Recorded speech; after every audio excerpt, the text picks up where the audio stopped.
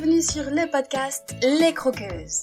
Moi, c'est Pauline et je suis là pour vous aider à construire un quotidien qui vous ressemble et dans lequel vous vous épanouissez chaque jour un peu plus pour croquer votre vie à pleines dents.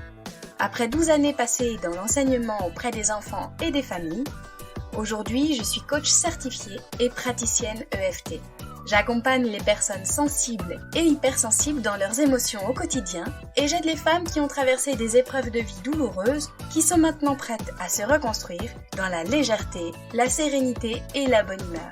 Si vous écoutez ce podcast aujourd'hui, c'est sûrement que vous êtes vous aussi des croqueuses. Dans les épisodes, seule ou avec mes invités, je vous partage des réflexions, des astuces, des inspirations et des outils pour croquer votre vie à pleines dents. Ramenez de la légèreté, de la joie et du dynamisme qui vous donnera l'élan dont vous avez besoin. Le tout avec ma bonne humeur et beaucoup de pétillance, comme d'habitude. Allez, c'est parti, préparez-vous, on y va. On est dans l'épisode 5 du podcast Les Croqueuses. C'est un épisode boost, ça signifie que l'on va ensemble aborder un sujet sensible sur lequel je vais vous donner ma vision des choses et vous donner un petit ou gros coup de boost. Mon objectif en fait avec ce format boost, c'est de vous amener à vous questionner sur un thème, un aspect de votre vie et de la mienne évidemment, et ce vers quoi vous avez envie d'aller. Dans cet épisode, nous allons parler de se faire passer en premier et aborder la question hypersensible de l'égoïsme là-dedans. Et comme d'habitude, les croqueuses, je vous livre ici des partages, des réflexions, mais vous êtes toujours libre d'avoir votre propre expérience, votre vision des choses et votre vérité. Parce que take your power. C'est ce que je vous ai déjà partagé dans les épisodes précédents. Personne ne détiendra une seule et unique vérité. Gardez toujours votre libre arbitre. Et avant de rentrer dans le vif du sujet, si vous avez envie d'aller plus loin après l'écoute de l'épisode du jour, vous pouvez déjà mettre en pause cet épisode et aller télécharger un cadeau spécial Booste ta confiance, toujours dans cette idée de se booster et de se mettre un petit coup de pied aux fesses. Dedans, il y a un super protocole EFT conçu spécialement pour évacuer les pensées et les croyances bloquantes et aussi ouvrir vers de nouvelles perspectives, ce qui amène plus de légèreté. Et attention, pour celles qui l'avaient déjà téléchargé il y a un moment, le protocole a changé et correspond mieux à ce que j'aime vous transmettre aujourd'hui.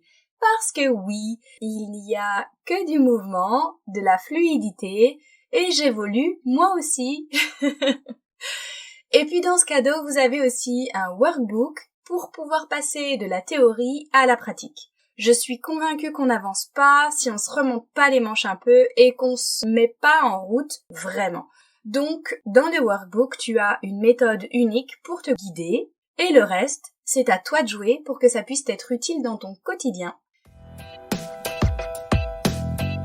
Donc, si on rentre dans le vif du sujet maintenant, est-ce que je suis égoïste si je me fais passer en premier? Je vais l'illustrer pour que vous suiviez bien le déroulé de ma pensée. Est-ce que vous avez remarqué que quand vous faites face à la colère de votre enfant ou aux excès de votre collègue, vous ne réagissez pas du tout pareil selon votre jauge d'énergie? Eh oui, je m'explique. Imaginez que vous avez bien dormi, tout va bien, les feux sont au vert dans votre vie en ce moment, votre vie perso, tout roule, votre vie pro est alignée aussi, tout va bien. Et là, votre enfant fait une grosse colère. Ou alors, votre collègue fait encore des siennes. Concrètement, à ce moment-là, puisque tout va bien, que vous avez une bonne dose d'énergie, vous arrivez à prendre du recul, à relativiser, voire même à apaiser votre enfant. Bon, peut-être pas votre collègue, mais au moins, vous ne rentrez pas en confrontation trop brutalement. Maintenant, deuxième cas de figure, vous êtes dans une période compliquée, vous êtes épuisé, crevé, au bout de votre vie, et là, il y a exactement la même situation qui vient déclencher.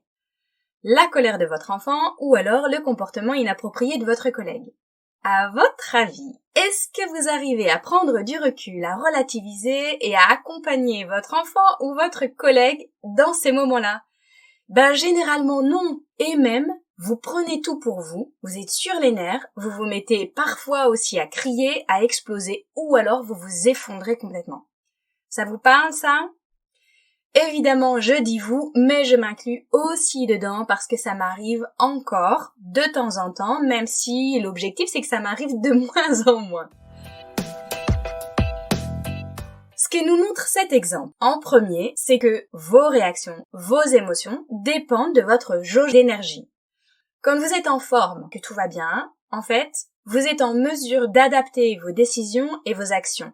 Ce que vous faites, ce que vous décidez, ce que vous pensez, chaque action, chaque mot, chaque décision que vous prenez est alignée et généralement vous avez suffisamment de recul pour ne pas être totalement débordé par ce que vous prenez comme décision. Alors que quand vous êtes vidé, épuisé, en fait, vous prenez tout en pleine face et vous ne savez pas gérer vos émotions, vos débordements, ni ce qui vient de l'extérieur. C'est un peu comme si vous deveniez poreuse et que vous n'aviez plus de protection et donc que tout ce qui vient de l'extérieur vous impacte directement sans possibilité ni de prendre du recul ni de distinguer ce qui vous appartient de ce qui appartient à l'autre. Le deuxième enseignement de ça, le deuxième point, c'est que quand on est épuisé, quand on est au bord du burn-out, un burn-out parental, un burn-out perso, un burn-out pro, en fait, vous n'êtes plus utile à qui que ce soit d'autre. En fait, vous réagissez au quart de tour et vous n'avez plus de discernement, ce qui fait que généralement, tout ce que vous mettez en place, tout ce que vous décidez et tout ce que vous dites, vous êtes directement dans l'émotion, alors que on a prouvé que lorsque l'on est en proie à ces débordements émotionnels et qu'on est dans l'épuisement, il vaut mieux prendre suffisamment de distance, de recul et même un temps de réflexion avant de pouvoir apporter une réponse, parce que généralement les réponses que l'on apporte quand on est dans l'émotion, on les regrette après. Je sais pas si ça vous est déjà arrivé, mais moi oui. Et puis, on ne peut pas partager une énergie qu'on n'a pas. Si on n'est pas nous-mêmes remplis d'énergie, on ne peut rien donner autour de nous. Généralement, vous êtes en pilote automatique, vous exécutez machinalement les mêmes gestes, les mêmes actions que vous connaissez par cœur pour tenir le coup et pour maintenir le bateau à flot. Peut-être la famille si jamais vous êtes maman. Et quand vous vous arrêtez, le soir, à la fin de la journée, à la fin de la semaine, pouf, tout retombe. Vous n'avez plus envie de rien, plus de goût à rien, vous n'avez plus envie de parler et vous êtes au bord de craquer. Donc vous n'êtes absolument plus utile pour pouvoir continuer à prendre soin des autres. En conclusion, l'exemple génial qui illustre parfaitement tout ça, c'est dans les avions. Vous savez, la démonstration faite par les hôtesses de l'air. Est-ce que vous avez l'image ? Généralement, elle montre comment réagir en cas de problème dans l'avion et comment utiliser le masque à oxygène. Quelle est la première des choses à faire ? Oui, c'est bien de mettre le masque d'abord sur nous, avant de le proposer aux autres, à nos enfants, aux voisins, etc. Quand vous vous faites passer en dernier, vous êtes en train d'épuiser vos ressources en oxygène, et quand vous n'en aurez plus, vous ne pourrez plus du tout continuer à prendre soin des autres. Donc se faire passer soi avant tout, c'est pas égoïste, c'est vital. Et pour moi, c'est essentiel, c'est indispensable et c'est sain. Voilà, je crois que les croqueuses, vous avez tout à fait compris mon point de vue par rapport à ça. Et j'ai même envie de vous dire de penser à vous un peu plus et même d'arrêter de culpabiliser, de vous faire passer en premier parfois. Parce que c'est le propre des femmes de culpabiliser pour un oui, pour un non, et surtout d'être dans le dévouement, dans le sacrifice de sa personne pour prendre soin des autres. Or, vous ne rendez service ni à votre entourage, ni à vos collègues, ni à vos enfants si vous en avez, si vous ne prenez pas soin d'abord de votre énergie.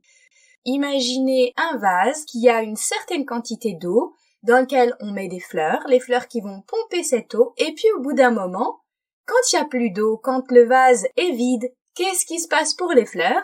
Elles pourrissent et elles se dessèchent. Eh bien, vous êtes le vase et si vous ne faites pas attention à avoir continuellement de l'eau, eh bien, les fleurs que vous essayez de nourrir, c'est-à-dire votre entourage, vos enfants, vont aussi faner et ne plus pouvoir compter sur vous pour continuer de se nourrir. J'espère que cette métaphore vous a convaincu et que vous avez compris ce que j'en pense. Et quoi de mieux que de commencer par booster sa confiance et son estime de soi en se mettant concrètement en action, en évacuant les nœuds et les zigouigouis avec des tappings d'EFT. Oui, le mot zigouigoui, je l'assume, je le trouve trop marrant, il me fait vraiment rire à chaque fois que je le dis. Vous verrez, régulièrement, j'en aurai quelques-uns à glisser par-ci par-là.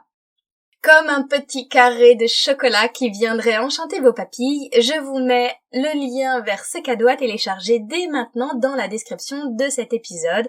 Et soyez vigilante à ce qu'ils ne prennent pas la poussière dans votre ordinateur sur les dossiers de téléchargement. Et moi, je vous retrouve la semaine prochaine pour une interview.